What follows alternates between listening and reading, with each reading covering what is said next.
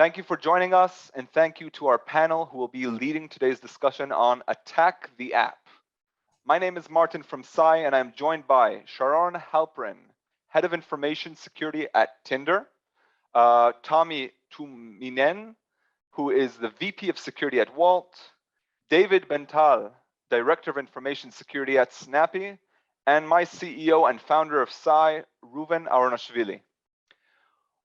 All are from companies that I have personally used their products, some with great success and some with less. Sharon. They are companies that are in hypergrowth. Some have been purchased and some are still growing. We will dive into the challenges in security that the companies and its consumers may be facing when using applications and interfaces used by thousands and millions of users across the world. And now, without further ado, let's jump straight into it, starting with Sharon. Sharon, from your experience, what attacks related to mobile/web apps affect the company or the user the most? And on top of that, if you could add some tips for protecting enterprise versus tips for the end users. Sure. Great question. Thanks, Martin. So when we're thinking about mobile apps, we really, at the end of the day, we want to think about what data is this mobile app actually collecting and processing, because that's what we want to protect the most, right? So we look at the kind of the attack surface of a mobile app. We could look at different things. We look at the app itself, we may look at the phone, and we may look at the network that this mobile phone is connecting to. The two latter ones, the securing the phone and securing the network is really out of the app developer's hand for the most part, right? And we can share tips on like how you can secure yourself as a user.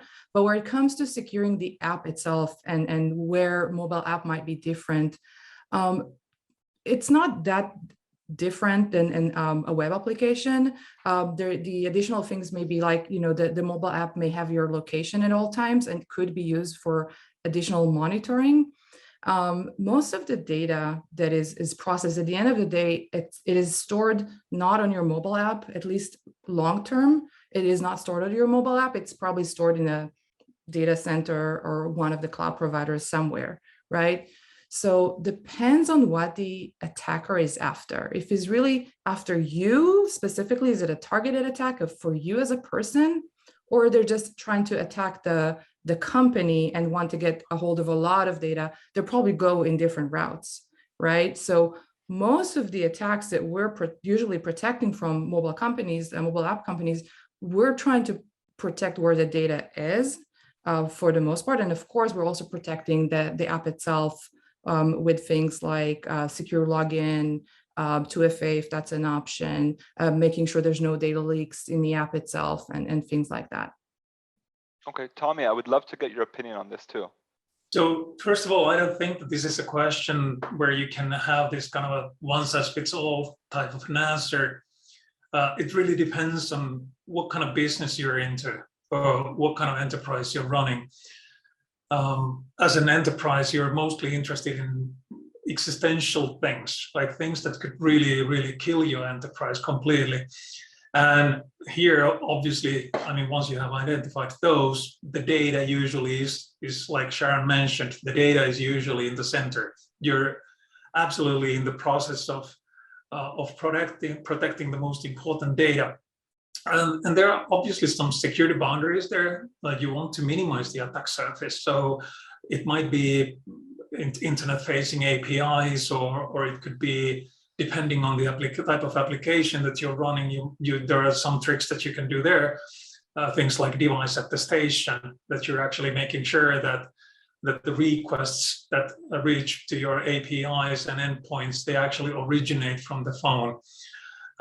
So there are those kind of things, but every time when you cross a security boundary, meaning that you're registering a user, you're maybe doing in-app purchases, or you are somehow doing some changes, there's always a risk of fraud. And some of the problems here are way more difficult to tackle than others.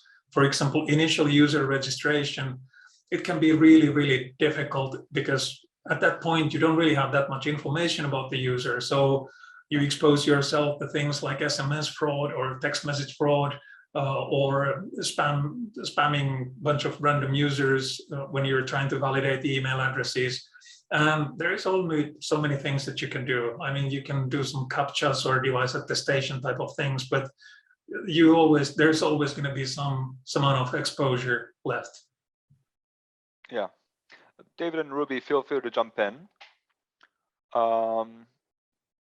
Something that I'm wondering, because of course Tinder, Wolt, and now some other elements. Could we put an end to the rumors that the going theory is that phones are harder to breach than laptops? Our phones need permissions for each and every app installed. We are alerted when they want to turn on the camera, the contact's location, and supposedly in computers we don't have that. Everyone uses their phone, not everyone uses a laptop. So is this true? Are phones more secure from outsiders? Tomi, start with this one. So first of all, your mobile phone is very likely the most secure device that you own. Well, in addition to maybe your gaming console, depending on who manufactured it.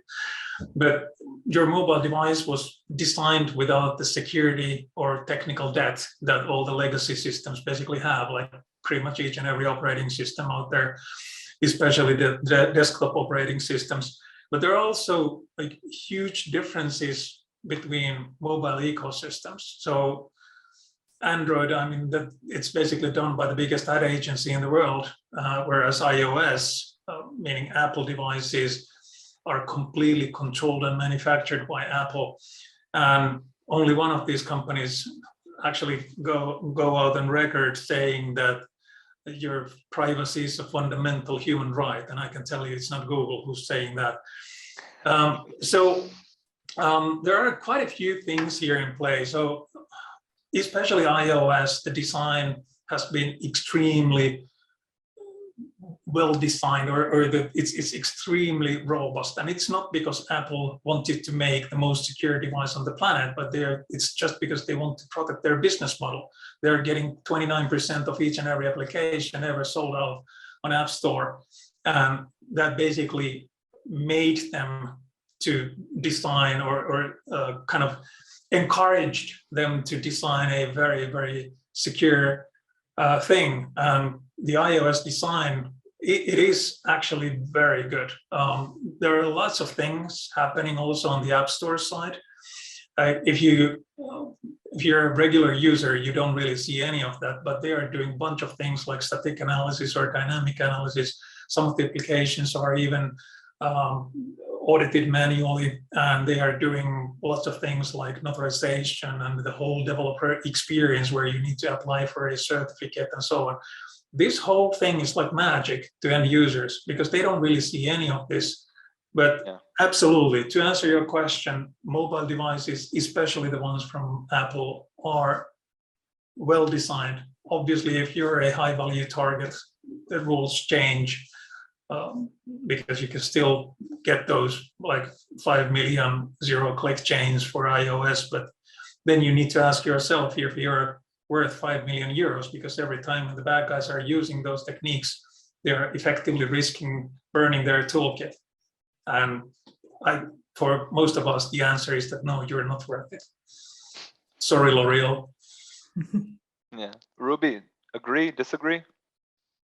So I can say something, around that. From my point of view, mobile devices maybe are more secure than, let's say, laptops or any kind of PC or even Mac that we see outside, although Mac has a very similar, let's say, design or architecture when it comes to Apple devices in general.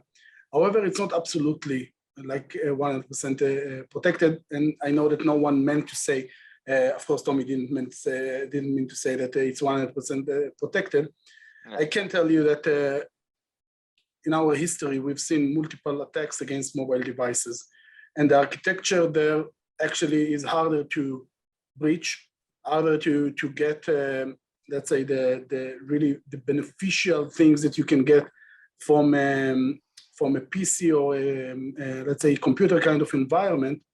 However, it's not bulletproof, right? It's very important to mention that. And I think that when you look at the potential gain that you have in a mobile device, there it's mainly around, you can listen to everyone around you, you can see everything that is going on there, and you have GPS associated with that. So in general, you have like the perfect civilian devices worldwide that if you're able to get access to those items, you're in a very good shape. And of course, we hear all around all day long about NSO and some other offensive capabilities that we have in Israel. Those are targeting specifically mobile devices. The point that Tomi mentioned about the cost of those vulnerabilities, however, that's very significant, right? So that's the point. If you're able to be in a situation that every vulnerability that is significant to your organization costs so much, then even the usage of those vulnerabilities will be as part of something very big, or something that the revenue return on this part will be significant. So that's why you don't see very common attacks around those kind of platforms. However, those exist, right? So you see an attack on Windows environment every day, right? Several times a day, or thousands times every day. But on those other environments, it's a little bit less common because of cost, because of the fact that those platforms are harder to breach. But we have to remember what is the impact in case of this kind of breach. But I totally agree that that's harder to do. But is it just harder to breach? And anyone feel free to jump in. Is it harder to breach, or is it just we have less of a history with mobile phones, so there's less kind of hacking experience and developing bugs? Like NSO, I could see them from my window. Are they such geniuses, or were they just the first to do it? So I feel like it's a combo of it. You're bringing up I feel like a really good point that it's newer. The systems, the architecture is more sophisticated. It's tightened down, but we all get updates to our phones all the times, and a lot of times we get those on the news, and it's like, oh, update your phone right away. It's a 0 day. It's there. It's out there. It's vulnerable, right? As vulnerable as Windows XP back in the day? I mean, it's again, we're all smarter and we're developing in a smarter way. We're getting better, but we have to remember that our competition and the attackers are also getting better, and they have time to spend with those systems, and they have time to figure out how to hack them. So I think it's already happening, right? We see it around us. Yes, it's an evolution of the operating systems that we're using and the attacks methods that we're seeing. Kind of brings us to like, we need to have our own risk management of what we're willing to put on our phone. How are we using our phones? And we don't want to get to a point where we're too scared to do it. I think we just need to be smart about it. I think we can see some methodologies, or we can call it like approaches that are equivalent to more classic approaches of how you would attack a device, either a laptop or a mobile device. For an example, we could have just inject in some way on the mobile device. You'd obviously need an app or something to step in, or some sort of NFC, Bluetooth, some way to communicate with the device and then find its vulnerability in order to get your foot in the door. But once you're in there, you can use different kind of approaches. Like Tomi mentioned the static analysis and dynamic analysis on the App Store itself. And there are a different bunch of ways to kind of like manipulate private APIs on the iOS, especially if you do some kind of like neat, tricky stuff that you probably learn on your first programming skills on how to parse a string, just to make sure you bypass that static analysis, just to make sure it just didn't hit that static. But I think that Google and also Apple are trying to every time like trying to catch up. But I think that the more, I think the base of the issue, which is much more broader, is the hardware itself, where we see much more kind of like attack on a much more lower level than the app level, while we're trying to focus on scanning, code, static analysis, I don't know. And once you hit the hardware, we know that, for example, we mentioned earlier Spectre and Meltdown, which we know have a, some people say we haven't seen it in the wild, but I believe some maybe stronger organizations or maybe even NSO, who knows, use these methods to kind of like, you know, kind of like manipulate memory allocation and dump information. Although I don't think it's still there 100%, but that's definitely an additional attack surface that needs to be considered. Interesting. I wonder in the future really what's going to be the widest attack surface. It's going to be phone, mobile versus computer versus Elon Musk's Neuralink. Depends what we're going to be using. So I want to talk about something. We're going to talk about attacking through the app. That would be the consumer side, or attacking through the company. That would be through the enterprise security. I want to talk what's in the middle. So we have seen the popularity, and in the previous webinar with Nir Tsuk and Kochavit from Google, and we had the CISO of the cloud of Oracle. We talked about, yeah, David.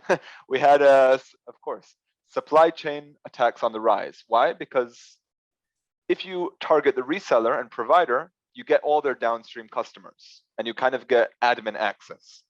Now, will we see something like this in the app space, whether it's web app or mobile app? For example, if there's a major hacking of the Apple Store or Google Play, how are you prepared for this scenario? This one is for everyone. Whoever wants to grab it, go for it. I'm gonna let Tomi start just to.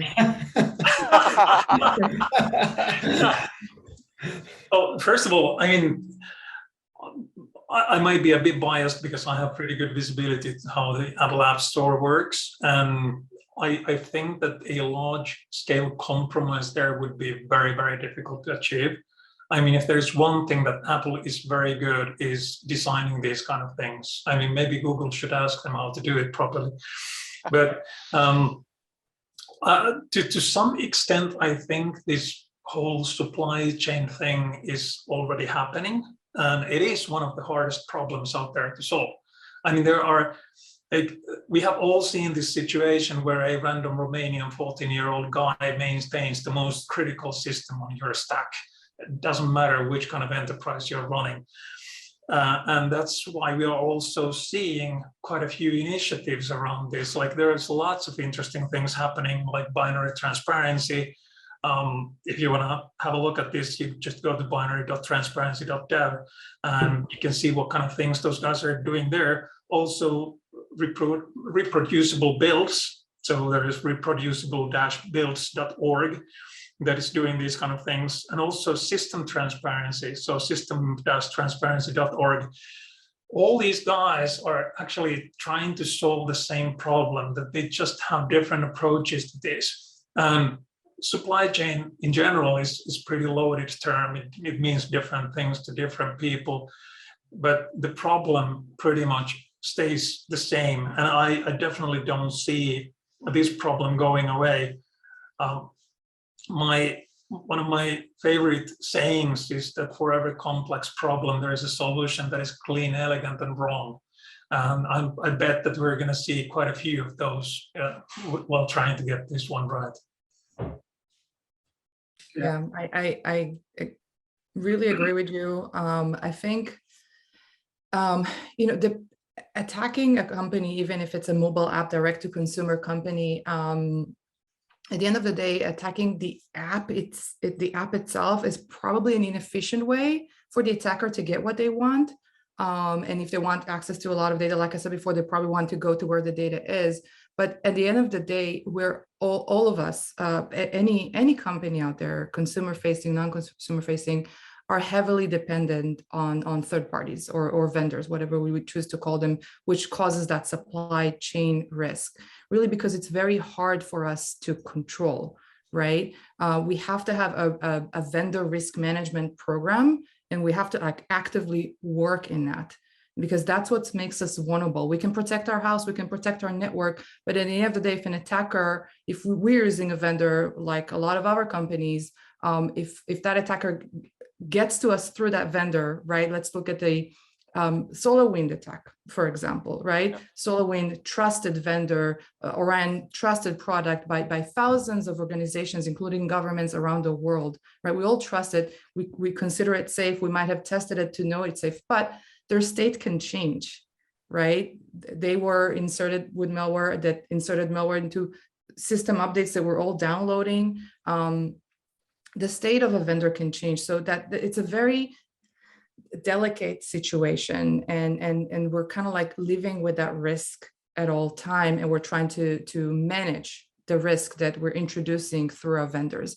There's none of us can develop any product without being reliant on vendors and third parties. We need their help to produce our products. That's the reality that we live in today, and that is why I think that third-party vendor risk is probably the biggest risk we have right now. I agree. I think supply chain attacks specifically, if you just want to kind of like, run a simple recon on some target or target a specific enterprise company, no matter what size, you just need to go to their privacy policy and check their sub-processor list. Should usually start there. And from that point on, you can basically know third parties, and from third parties to fourth parties. We specifically use some due diligence platform that enables us to basically scan the web, from the dark web to the whatever common information you might find.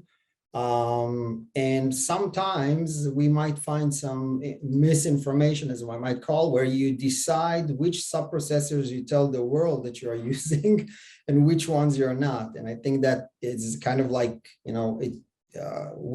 I have it with legal all day long. Do we need to put in like a 30 vendor list of everything we've got, or we just need to put the basic ones that make sure that this is what we need to actually make, Snappy run? But I think that from a secure perspective, I usually start from there. And like Sharon said, attacking a specific app is, or a specific company trying to go through the door, the APIs, maybe if you got lucky, but that's definitely, you'd usually rather go from the back door where no one notices you. Yeah, but something that I can add here, maybe, thinking about, a question of what happens if, right, this kind of event of a full compromise or a significant compromise in Apple environment or in Google environment is to happen, then I ask myself, then what? So what are the consequences, right? So for an app developer, you might be in a situation that you have some kind of blockage, some kind of obstacle coming from the provider itself. Is it the end of the world? I'm not sure, right? Because in the end, right, you have protection capabilities in the app level itself, right? For example, encryption in the application, even if Apple is compromised, so what, right? There are other consequences if you have Apple Pay that is compromised or something else that you can get to the, let's say, to the financial part of things, but that's a different problem, right? If we are there, regardless of the app or not, if Apple Pay is compromised, we are in deep shit in general, right? And I think that same goes, of course, for Google Pay and for MasterCard, right? So any kind of payment kind of capability is important in this case. However, I think that for the consumer now, not for the company itself, but for the consumer, a situation that Apple or Google is compromised, that can be a very significant issue, right? Because we really focus our lives in those mobile devices. I can tell you that I spend at least 6 hours a day, right? At least based on my last report on my iPhone, just earlier today.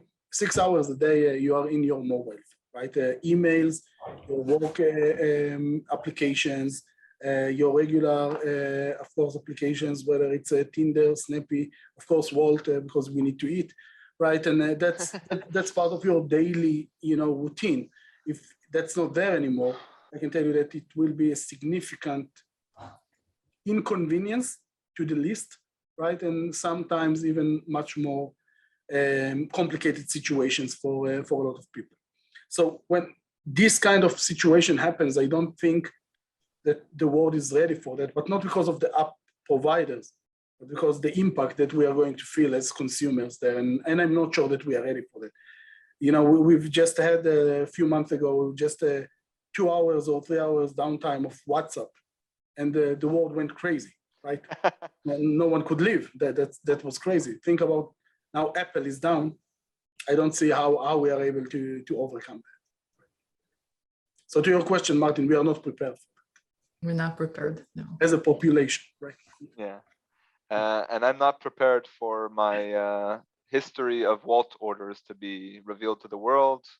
I don't know what's worse, my history of Wolt ordering or my Tinder matches. And Sharon, you really have to get rid of the option. Both You have to get rid of the option to match with family members. Like really, it's like a basic ABC. Anyway, forget this. Now, I wanted to tag on something that Sharon, you said, talking about inserting malware, and then there's always a third party or a vendor. So we know that not every single company, wherever you're located, uses your engineers to develop all parts of the app, the space, the web. So when you're giving out your workload to your counterpart in India, to your counterpart in Europe, the question is, how do you know that what they're giving back incorporated into your application, into your website, into your company, is not got any malicious intent? Like aside from trusting the people, how are you prepared for that? I can tell you something about it, Martin. Yeah. You know, coming from my point of view, you know, in my previous life, you know, working for the government, I can tell you one thing for sure. If you want to add a code part snippet right into a large, let's say, source code kind of,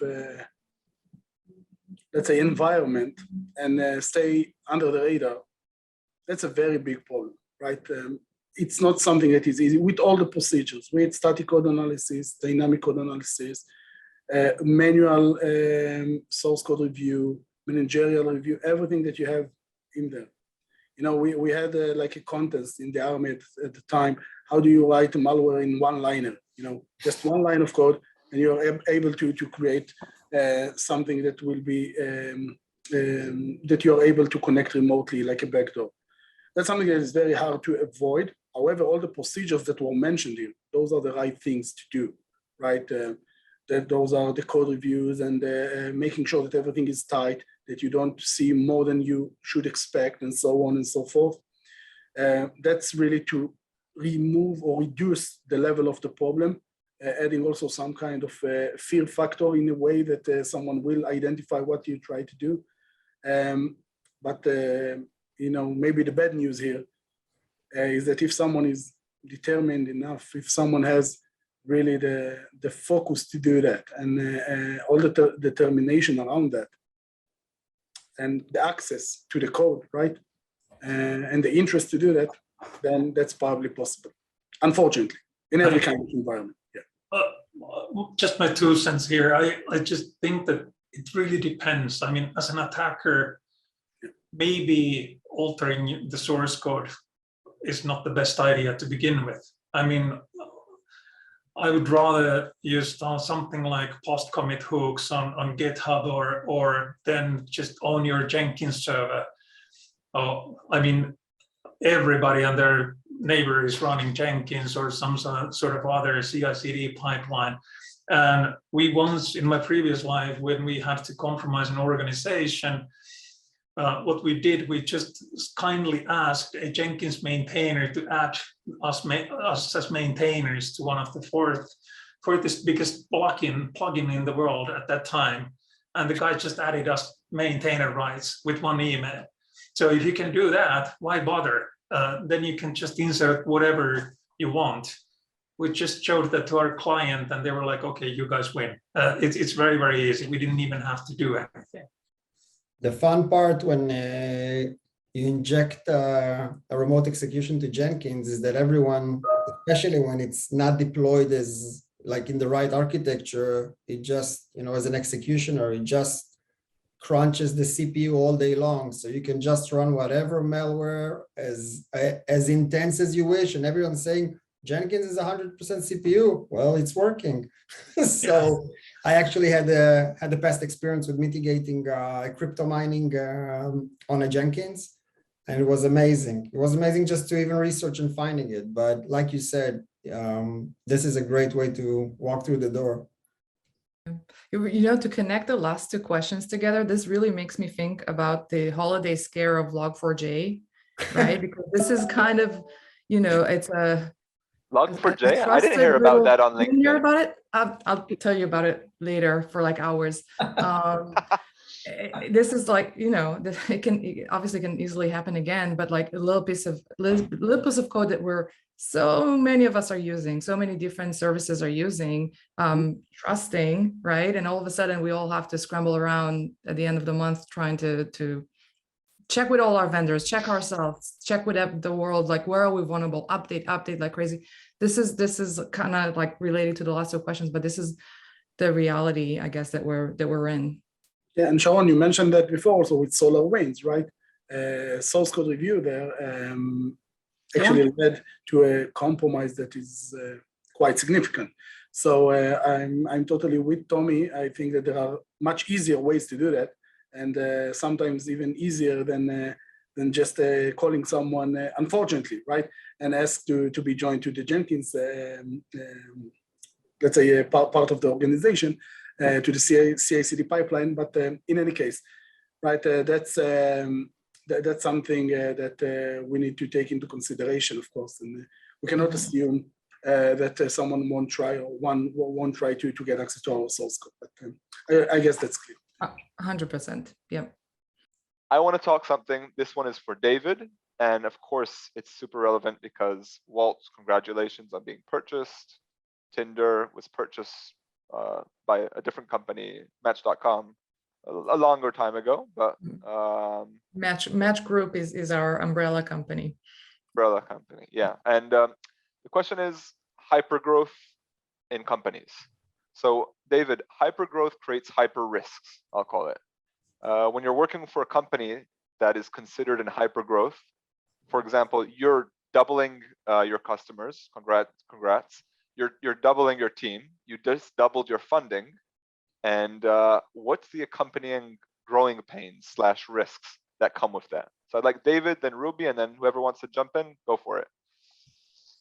I think that mainly startup companies who start to form an actual identity of a growing company, it usually looks like an older kid, but it still thinks like a little child. So you actually got the same energy and you're trying to, like, I think if I kind of try and put it into points. So some of what we usually would have called in a bootstrap or just a startup company in a seed level, the concept of one for all for one approach, you know, everyone is doing everything. Yeah, I'm doing security, but at the same time, I'm throwing the garbage and everyone else is like, can someone please approve this PR? But you're not a developer, but yeah, I got admin access and all this stuff just to make sure that things are actually running. And I think that the big step from that point to actually forming an identity of an organization is usually a big pain, regardless of hypergrowth, but actually a big pain. So I think it's very important at that crucial point to start and actually form more of a security aware culture of, regardless of, you know, starting to separate domains into really having a real IT that really manages device assets and kind of like understanding that we're no longer those, you know, 10, 20 people who kind of like run around and do everything, and each one has his own responsibility. And through that process, it's not always easy for people from different positions to understand that they have an actual role and position with their own KPIs and strategies and how we need to approach stuff. So I think what we do encounter, and I can only speak on Snappy, is that I actually was privileged to join a company that our CTO has a very firm directive of security first. And I think this is one of the, I have done some consultancy for different startup companies in the past, and I think that it was very clear to me that I'm going to join a company that is really went to the extent of actually getting a proper SOC 2 certification and an ISO, regardless of not trying to communicate that security is some sort of blocker, but an actual enabler. And what I was able to do when I got to Snappy is to understand that I have tools, and I think the most important part is remember that you need to recruit management as a key player, from the sense that security is actually like, I think that today, specifically with all privacy breach and all of this, reputation issues that you might encounter, you might be a very successful startup company, but it's good to have like a single breach or security issue. I think like Superfish, they had like an amazing AI solution, and one day someone mistakenly hard-coded some toolbar with a password, and you were able to see all of the user's information, and that basically broke the company. And they had an amazing product, and it wasn't even their fault. So I think important things are to nurture a very security-aware culture. Make sure you're able to see that your users are able to really like adopt that sort of culture, meaning we're not trying to strangle the users of like killing all the permissions and double MFA whenever you need to go to the bathroom and stuff like that. So completely not that. I think you need to strongly advocate really like security from day one. New employees, let's say for an example, last 3 months in the Tel Aviv offices, I think we have jumped by like 60 to 70 employees. And at that point, we knew that from day one, we're going to change completely our onboarding of new employees, meaning that from asset management, policies, completely like from day one, everyone needs to, before they actually access their services or whatever tool they might need to use in their day-to-day, they must go through security awareness training. They will not receive their credentials or any access to any sensitive systems before they even complete their initial training. We are trying to basically really create the pillars of security here as part of our day-to-day culture and not as a blocker. We're also doing the same thing in the sales domain. We're trying to implement more and more processes into the sales deal cycle to show basically the sales how security is a great greeting card. When you come to some prospect and you tell them, hey, this is our security passport, take a look. If you got any questions, let us know. And we also we're just doing our best, to make sure and show obviously our prospects and future customers that Snappy does bring privacy as, as a first level or like a first degree of issues that we also like. This is as a general, I think, perspective in the company.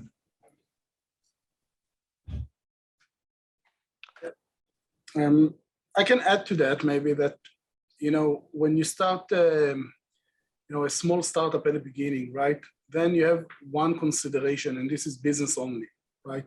Nothing else is important, which connects to what David just said, right? And when you start to grow, attack surface starts to grow as well, right? You have more people, you have now more assets to protect. Now you have something, it's not, a 0 or 1, right? You have now things that are in between, and you need to start thinking about it. So I think that key in all of those growth processes is first visibility, right? Understanding what you have, what is the risk, and maintaining that over time to make smart decisions, right? On how to prioritize. Because, in cybersecurity, you can hear that everything is important and everything is critical and everything needs to be done now, and monitoring and incident response and everything is very important, right? Can you do everything at the same time? No, the answer is very simple. You can't, right? Now, how to prioritize, how to do that correctly, and more important than everything, we see very absurd kind of cases in which you go to a company, they have nothing, right? And then they start to recruit cybersecurity kind of professionals, and they start to add cybersecurity processes, capabilities in, and then everything blocks the business, right? So cybersecurity becomes the main thing, right? And that's a very risky situation. So from my point of view, you have to grow with cybersecurity, that's important. However, it has to be, to David's point, it has to be an enabler to the business. If you're in a point when you're doing something, and this something, cybersecurity, whatever kind of control capability concept blocks the business, then you've done something wrong. And you have to go back and redesign or understand better what was the root cause and how can it be that you're not able to solve it? But from my point of view, visibility first, understanding the risk, and then prioritizing. This is like a very simple concept that if you don't follow it, you can go lost very, very quickly. That's at least my personal perception. I mean, if you're joining a company as a VP of security or a CSO or something like that, I would only give you one advice. On your first day, delete all the S3 buckets. Because if you look at any of the latest compromises, all of them started with this S3 bucket that had confidential information in it. And with that, you're pretty much well covered, like you're good. But to answer this a little bit more seriously, I think the biggest difference between hyper growth company and a regular company is that you are not able to concentrate a single vulnerability or any single bug. What you need to do is actions that will actually remediate complete vulnerability classes. And that can be a tall order. It can be very, very difficult to achieve, but it's just a question of economics. I mean, you simply don't have time to do all these smaller things. I always have this comparison that you should consider investing your time on stuff that matters and not rearranging the deck chairs of Titanic. It doesn't matter. I mean, yeah. Oh. And being able to react fast, yeah. Right? As hyper growth, meaning hyper changes, right? Things are happening very, very fast. You need to be agile enough in order to be able to support this kind of, let's say, fast growing and changing kind of environment.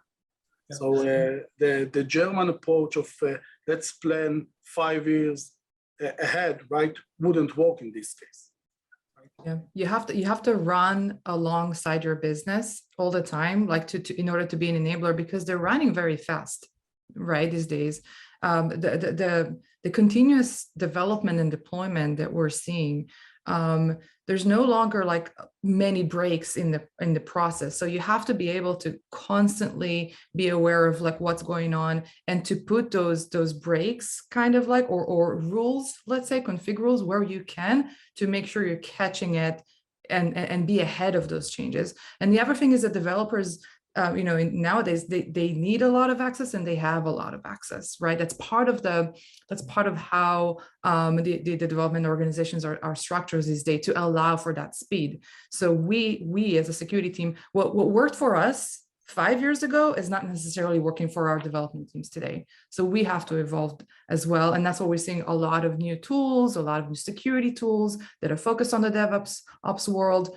But even them, right? They are, again, a vendor that may have access to our environment, and we have to do our due diligence for all of our vendors, including our security vendors, and understand how their posture as well before we kind of like let them in. But security teams today have to operate very quickly and in multiple channels, I would say. And one of the things that I think, Ruby, you mentioned is that visibility. That visibility is really key.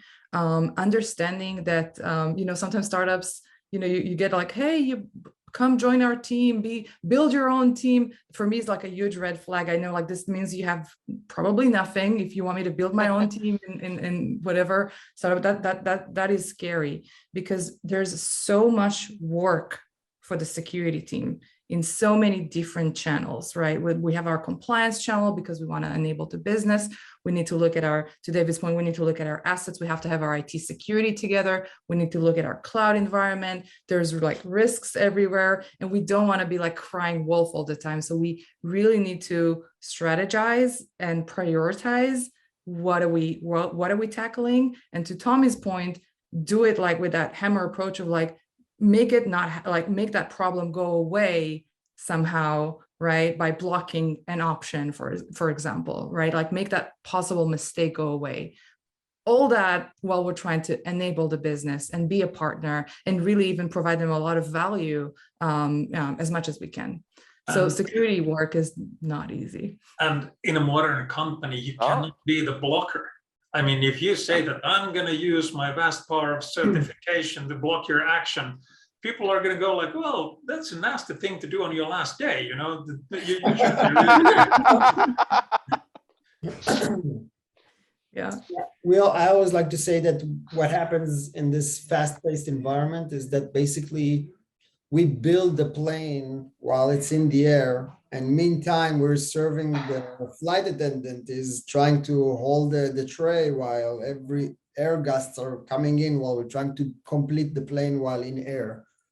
We usually see it when developers, even as security engineers, usually arrive from corporate to some sort of like, startup companies because they wanted a challenge. They wanted to have like their own tone and, their own style. I want to set up my own policies and stuff. And then they come in and they're like, what's up with this chaos? Like, how do you even manage this stuff? So I think this approach is very correct. You just can't be the blocker today. Yeah, but how do we, this is the $1 million question, or because of inflation, the $1.2 million question. How do we really balance with the business needs? Because at the end of the day, too many companies, maybe not in David's, the way you said it, but like security is seen as like that annoying person that's like, but wait, we have to secure that, or that can't integrate with everything, or we can't disconnect everything. How are we doing this in an efficient way? Don't get me wrong, Martin. I'm joking. I'm joking. It might sound like everyone is here walking around with the movement sensors and stuff, and I have control about everyone, but that's not the case. Usually, I think I think my colleagues here can address the same issue. Usually, you bump heads with product. Because product thinks that during sign-up processes or different kind of processes, if you over-secure it or, password complexities or non-password approach and which MFA and this and that, it can, hit the funnel, and all of this is great. They still haven't metered anything, and they're still telling you that this could probably, in some sense, damage the funnel. But my approach is that with today's, everyone is talking privacy and security. I think that our consumers would probably, appreciate the approach that we are trying to protect their information, even though it might seem like that just to get that next product, you might need to hit another, MFA or something. And it might look like a longer just to engage with the product you just want to claim. But for us, it means that he knows that specific customer, that we are taking whatever steps we can to secure his experience.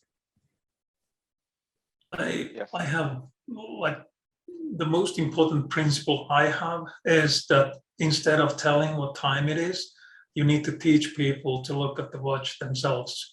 So this in developer environment or R&D environment, it effectively means shifting left, that you need to be able to do the onboarding, all the automation, run books, blueprints, automation, tooling, you just name it.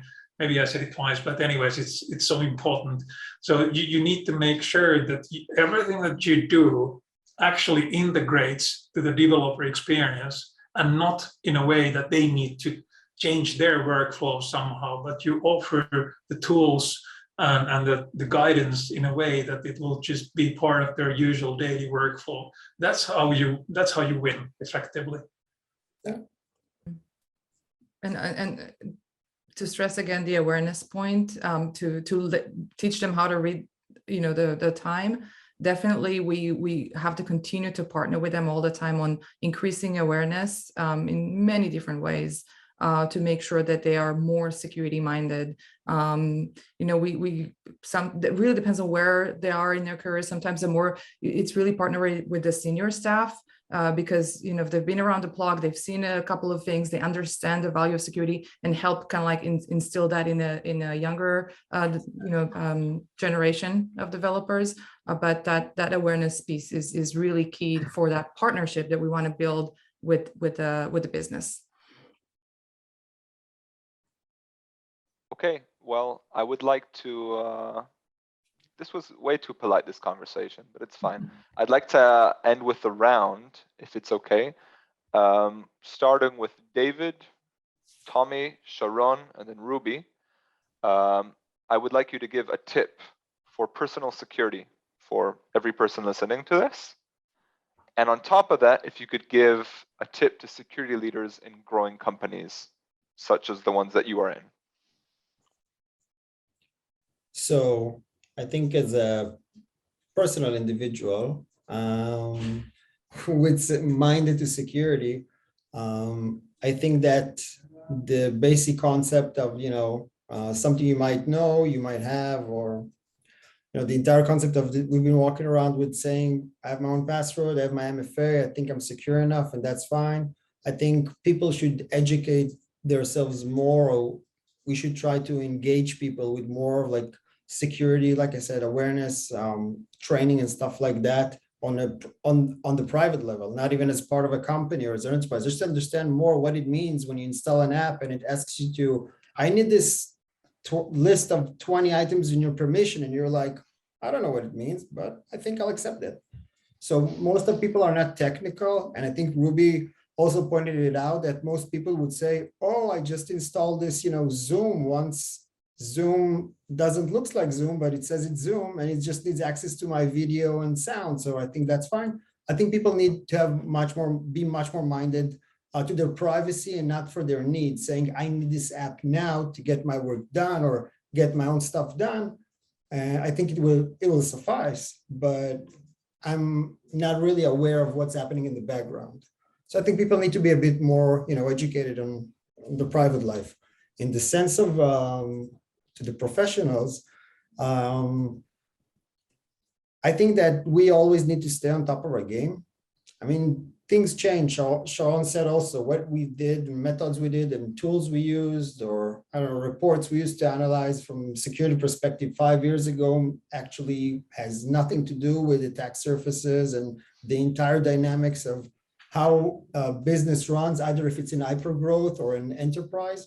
I think that you just need to stay in shape. You just need to really walk around, be in the blogs, understand what's going on. Even if you're in a top managerial position, I think nowadays you still need to keep, your skills really sharp, being able to be part of the team, conduct technical conversations, and as much as possible, communicate as much as possible across your organization, create this awareness. Even if it feels like it's pushy or something, try to find the actual way to engage and make sure that people do adopt that approach. And obviously, I think that initially it will help them, besides gaining knowledge, feel much more secure in their, working environment. Okay, thank you. So the personal OPSEC tip, this is actually quite hard because for majority of people, and it really depends who you are, what kind of work you're into, and so on. But for majority of us, we do care about our own personal finance, and the fact that it would be really bad if somebody's able to steal all your money. Maybe the advice would be that buy an iPad and use that for your online banking or payments, and you're actually pretty well off. That might be actually a very good tangible advice. Or then use your iPhone for your online banking, because you're mitigating the risk considerably. But your mileage may vary depending on what kind of things are important for you. As a security leader, I think that people should adopt the mentality that you're a head of a support function. Your business is to make everybody else to succeed. And you should be pretty damn humble about it, that it's not, the company does not exist because you're doing security job or security things. It exists because you're hopefully doing successful business. And your job as a security leader is to support that business in any way you can. Amen to Thank that. you. Sharon. All right, so tips to the user. a couple of things other than the obvious, like have a password on your phone, use 2FA whenever you can. Delete the apps you don't use. Just get into the habit of like have a day a week where you're looking at your phone and like, I'm not using this app, I'm going to delete it because why do I need it there, right? It just it increases your attack surface. And the other thing is have your own business continuity or disaster recovery plan for what do you do if your phone is lost or stolen? Like what is the first thing you're going to do? Which password are you changing first? Who are you notifying, right? It's your phone, everything's there. And just don't ignore security updates. Tips for the enterprise. I would say have a risk-based vulnerability program and aim to find your security holes and backdoors often, right? And so you can engage various red teams, right? Find a few trusted vendors that you like, rotate them so that you can get different findings and different flavors. Enroll into bug bounty programs and pay nicely.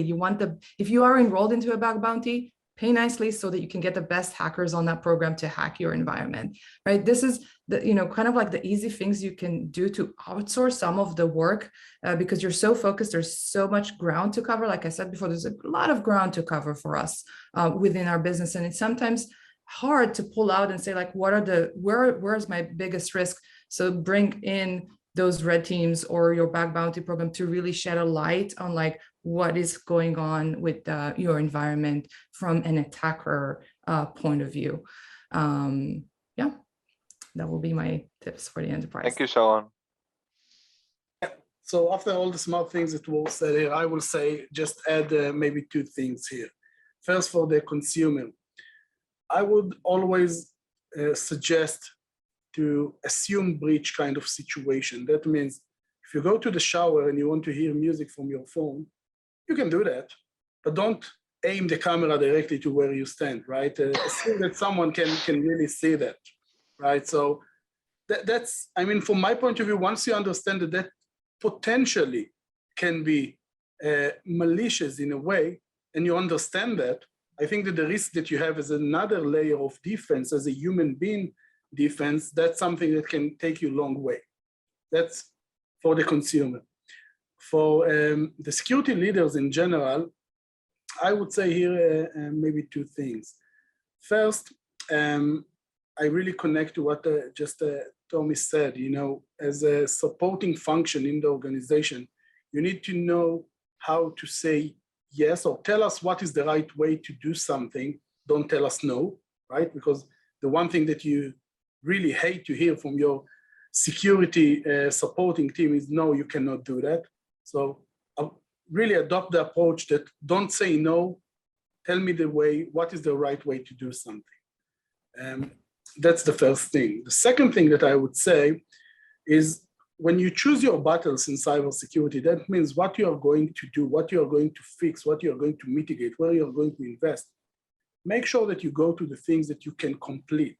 That means that you can start and end in a very foreseeable way, because you can very easily find yourself in very deep mud, right? Trying to recover instead of solving things that are more achievable, right? So I'm not saying only look at low-hanging fruits, that's not the point, but try to really balance the potential to succeed with your investment policy in cybersecurity, right? So if that's something that you know that you cannot win, don't start with that. Go to a compensating method that might be easier. So those are my 2 cents. Sharon, David, Tomi, Ruby, thank you so much for your time joining this panel. Thank you everyone for joining us. Join us for the next one. We'll let you know when it goes down. And if you have any questions for me or from anyone from the panel, feel free to reach out to me on LinkedIn, Martin Miller. I'll personally hunt down every single person on this panel and shove the question in their face and get you an answer. Thank you so much and see you on the next one.